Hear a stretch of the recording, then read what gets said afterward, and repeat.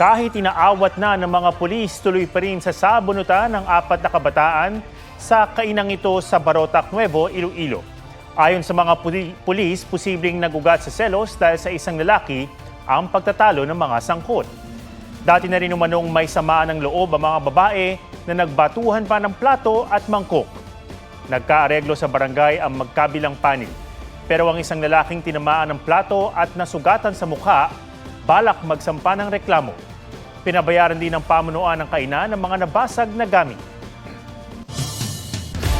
Isang SUV ang nabagsakan ng malaking tipak ng semento na galing sa NAIA Expressway. Patay naman ang isang construction worker matapos tamaan sa ulo ng nahulog na tubo sa ginagawang gusali sa Cebu City. May report si Jamie Santos. Basag ang windshield ng SUV, nayupi rin ang bahagi ng hood at bubong nito matapos mabagsakan ng malaking tipak ng semento na pinaniwala ang galing sa NAIA sa alas 12 ng tanghali. Ilang saksi ang nakarinig ng malakas na kalabog. Yung nakita po na namin yung lalaki po na yung driver po, yung naano lang po yung ulo niya, Humingi trauma po. siya ng gulat sobra, ma'am. Kasi akala namin patay na po yung nasa kotse po. Tapos po, bumaba siya. Bumaba po siya mismo. Sugatan ng driver na isang estudyante. Sa video na nakuha ng GMA Integrated News, makikitang nakaupo sa sidewalk ang biktima habang ginagamot ng rescue team ang sugat sa kanang bahagi ng kanyang ulo. Dinala siya sa ospital. Ang operator ng NAIA Expressway tinawag na freak accident ang pagtama ng hard debris sa sasakyan. Nakikipag-ugnayan na raw sila sa pamilya ng biktima para sa anumang maitutulong. Bagaman isolated case daw ito, nagsasagawa raw sila ng masinsinang inspeksyon para hindi na maulit ang insidente. Sa Pulangi, Albay naman, pumapalahaw sa sakit ang lalaking yan habang nakaipit sa truck na bumangga sa isa pang truck. Pahirapan ang pagsagip sa kanya pati sa isa pang pahinante at driver. Inabot ng 4 na oras bago sila nadala sa ospital. Nasa mabuti na silang lagay. Inaalam pa ang dahilan ng aksidente.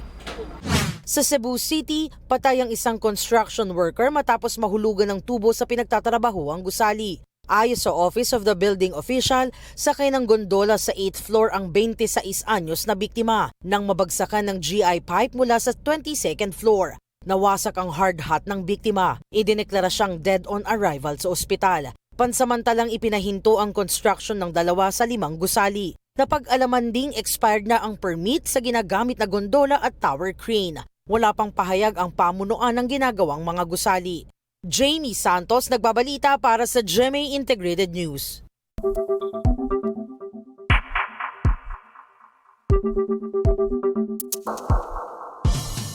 Bago ngayong gabi, inadopt ng Kamara ang resolusyon na nagsesertipika na sumunod sa saligang batas ang impeachment proceedings laban kay Vice President Sara Duterte.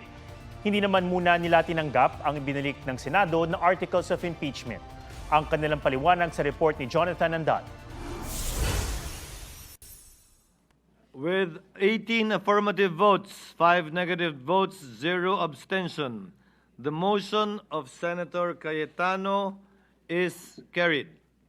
Dahil sa utos ng impeachment court na ibalik sa Kamara ang articles of impeachment laban kay Vice President Sara Duterte, hindi na itinuloy ngayong araw ang pagpresenta nito ng prosekusyon sa Senado. Sabi ng presiding officer ng impeachment court, walang magagawa ang Kamara kundi sumunod. Hindi ito House at Senate kung saan co-equal ang mga ahensyang yan. Sa parte ng impeachment, korte ang Senado, prosecutor ang Kamara. Wala sa lugar para sa akin ang Kamara na hindi sumunod sa ipinag-uutos ng impeachment court. Pero ang House Prosecution Panel naguguluhan sa utos ng impeachment court. 2 ang hinihingi ng impeachment court mula sa Kamara. Una, maglabas ng certification na nagsasabing nasunod lahat ang requirement ng konstitusyon sa impeachment, partikular ang 1-year bar rule. At pangalawa, resolusyong aprobado ng 20th Congress na interesado pa itong ituloy ang impeachment complaint. About the certification, we maintain our position. Sumunod po kami fully and strictly to the requirements of the Constitution. We did not violate the 1-year prohibition rule. With respect to the second order, it is impossible to be complied with because, first of all, 20th Congress doesn't exist yet. Tayo po ay nasa ika-labing-siyam na kongreso pa lamang. Tingin ng House prosecutors, sinasadya ng Senado na i-delay ang impeachment trial. Magpapadala sa Senado ang mga prosecutor ng motion ng clarification. Sa ngayon, hindi raw muna pupunta ng Senado ang House Prosecution Panel. Wala rin daw direktiba sa kanila si Speaker Martin Romualdez tungkol sa utos ng impeachment court. Kanina, inadopt ng Kamara ang House Resolution 2346 na nagsasertipikang sumunod sa saligang batas ang impeachment proceedings na sinimulan nitong Pebrero. Pero hindi muna nila tinanggap ang ibinalik ng Articles of Impeachment ng Senado hanggat hindi nito sinasagot ang mga paglilinaw na hinihingi ng Kamara. I move to defer acceptance of the articles of impeachment until such time as the Senate, sitting as an impeachment court, has responded to the clarificatory queries raised by the panel of prosecutors relative to the remand of the subject articles. Is there any objection? The chair hears none. The motion is carried. Ang Office of the Vice President natanggap na ang summons o utos sa kanya na humarap sa impeachment court. Kalakip nito ang kopya ng Articles of Impeachment. Nasa Kuala Lumpur, Malaysia si VP Sara para sa isang personal trip kasama ang kanyang pamilya. Hiniling naman ng ilang kalyado ng bise sa Korte Suprema na maglabas ng TRO o Temporary Restraining Order o pigilan ng impeachment trial. Kinalampag naman ng iba't ibang grupo ang Senado. Bit-bit ang mga tarpaulin at placard, diretsahan ng mga paratang nila sa mga senador na bumoto para ibalik sa Kamara ang impeachment case. Kasama sa mga kumundena sa desisyon ng impeachment court sina incoming Representatives Leila de Lima at Shell Jokno na inaasahang magiging miyembro rin ng prosekusyon. Ang nangyari po kahapon ay isang pag-aabandona sa ating saligang batas. Dahil ho sa ginawa nilang yon, pwede pa rin ho tayo, meron pa ho tayo pwedeng itawag sa kanila. Mga sobrang kapal ng mukha. Nauna na naglabas ng pagkadismaya ang ilang senator judge na tutol sa pagbalik ng impeachment complaint sa Kamara. So nakikita natin, Mr. President, talagang brick by brick, stone by stone, dinidismantle itong impeachment trial process at dinidismantle yung impeachment complaint. It's addressable by an advisory. Hindi ko nakikita bakit dinadala kami sa dismissal, remand, return, whatever is the term. Ayon kay Attorney Christian Monson, na isa sa mga bumalangkas ng 1987 Constitution, tila dinidiskaril ng ilang senator judge ang impeachment proceeding. There is a constitutionality issue. That's the Supreme Court. These people have another agenda other than obeying the mandate of the Constitution. Nakakalimutan yata nila that they're senators because the people voted them as senators. So they are senators of the people. They are not senators of Vice President Duterte. Ayon naman kay retired Associate Justice Adolf Ascuna na isa rin sa nagbalangkas ng saligang batas, unprecedented o hindi pa nangyayari ang ginawang pagbalik ng impeachment complaint. Pero pinapayagan ito para masiguro ang malinis na pagtawid ng Articles of Impeachment mula 19th Congress patungong 20th Congress. Ang pinaka-importanteng elemento raw, hawak na ng impeachment court ang kaso at maaari nang masunod ang paglilitis at pagdedesisyon nang wala ng delay matapos nitong tumawid sa susunod na Kongreso. Jonathan Andal, nagbabalita para sa GMA Integrated News. Ikinababahala ni House Speaker Martin Romualdez ang utos ng Senado na ibalik sa Kamara ang Articles of Impeachment laban kay Vice President Sara Duterte. Giit ni Romualdez na transmit ng Kamara ang Articles of Impeachment alinsunod sa saligang batas at suportado ito ng 215 miyembro ng Kamara. Daan niya ay tumugon sa panawagan ng taong bayan na magkaroon ng accountability. Hindi raw nagmadali ang Kamara at sumunod ito sa batas at kanilang mandato. Ikinababahala ni House Speaker Martin Romualdez ang utos ng Senado na ibalik sa Kamara ang Articles of Impeachment laban kay Vice President Sara Duterte. Giit ni Romualdez na transmit ng Kamara ang Articles of Impeachment alinsunod sa saligang batas at suportado ito ng 215 miyembro ng Kamara. Daan niya ay tumugon sa panawagan ng taong bayan na magkaroon ng accountability. Hindi raw nagmadali ang Kamara at sumunod ito sa batas at kanilang mandato. Patay sa pananaga ng kanilang stepfather ang batang magkapatid sa Albuera, Leyte. Dead on arrival ang mga biktimang edad 4 at 7 na napuruhan sa ulo. Kritikal ang kanilang ina na nasa ospital. Ayon sa mga pulis, pinagselosan umano ng sospek ang kamag-anak ng kanyang misis, kaya pinagtataga nito ang mag-iina. Arestado sa manhunt operation ng sospek na sinusubukan pa makuhanan ng pahayag.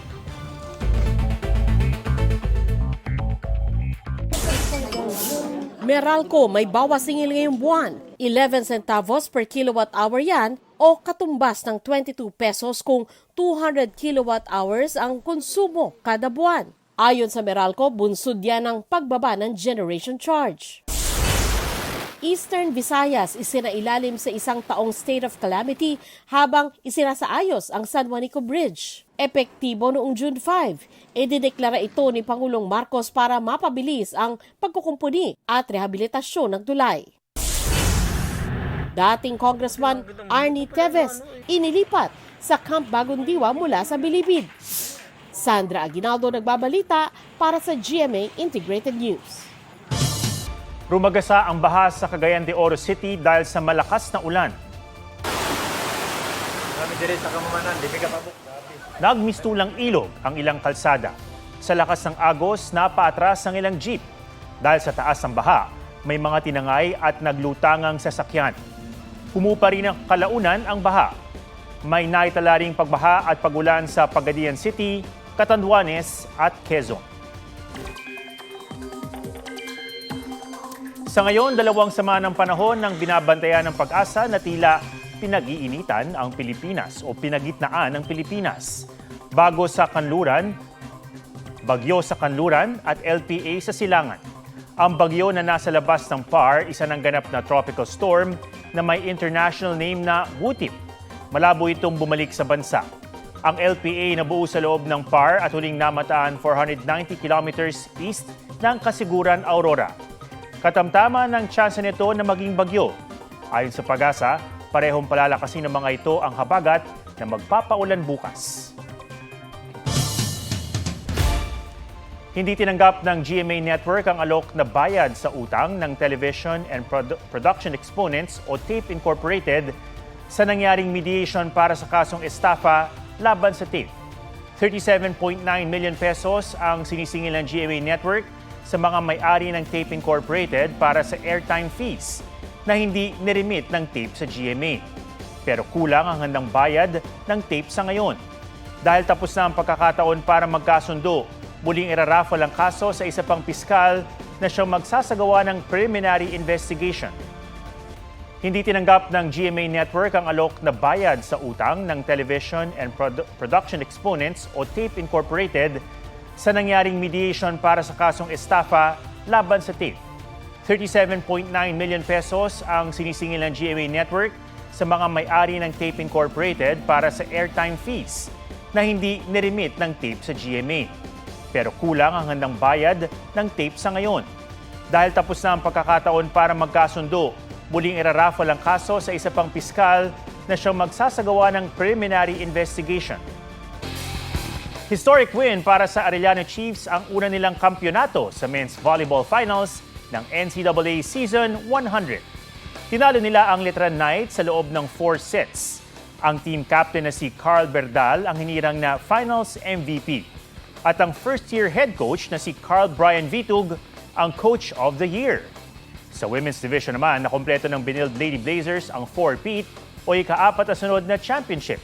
Tinalo nila ang Letran Lady Knights. Si Coach Onyok Getigan ang Coach of the Year. Si Mike Ago ang Finals MVP at Season MVP para sa Season 100. Dumalo sa awarding ang mga miyembro ng NCAA Management Committee at Policy Board at si Senior Vice President and Head of GMA Integrated News, Regional TV and Synergy, Oliver Victor Amoroso. RM, V, Jungkook at Jimin ng K-pop global stars na BTS nakalabas na sa military. Mainit silang sinalubong ng Army na mula pa sa iba't ibang bansa. Inaasahang makukumpleto na ang Bangtan Boys sa pagtatapos din ng military service ng huling miyembro na si Suga sa June 21.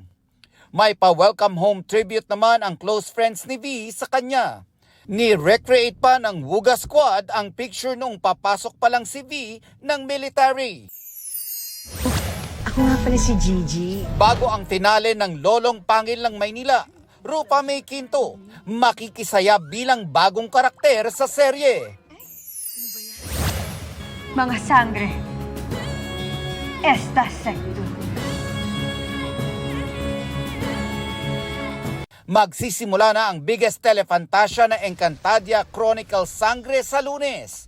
Bago yan, nag-abisala ang mga bagong tagapangalaga ng Brilyante na ginagampanan ni Bianca Umali, Faith Da Silva, Kelvin Miranda at Angel Guardian sa GMA Integrated News interviews. Sa 2 taong pagbuo ng serye, marami raw nagbago sa kanila. We all mature. And nagpapasalamat ako kasi yun yung nabitbit ko from Encantadia. All the learnings, the wisdom, mas lalo kong minahal yung craft ko. The growth that this project has brought me. It has brought me growth in the means of my soul, my mentality. Yung improvement sa buhay ko na personal, pati sa career ko, ang laki ng ipinagbago niya. Sabi ko, hala, ibang-iba talaga. So parang nabataan ako sa sarili ko doon. I'm so grateful to be part of this biggest show ever ng GMA. Nelson Canlas nagbabalita para sa GMA Integrated News. Huwag magpahuli sa mga balitang dapat niyong malaman. Mag-subscribe na sa GMA Integrated News sa YouTube.